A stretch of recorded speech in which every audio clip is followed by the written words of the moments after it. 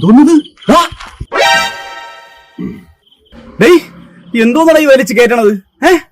ഞാൻ ഈ ജീവിതത്തിൽ ഈ സാധനം കണ്ടിട്ടില്ല. നിന്നെ പോലുള്ളവന്മാരുടെ ഇതുപോലത്തെ സാമാനവും വലിച്ചു കയറ്റി സമൂഹത്തിൽ പിടിച്ചു പെറിയും കൊലപാതകവും ചെയ്യണത്. ബോധമില്ലാത്ത പുതിയ തലമുറ.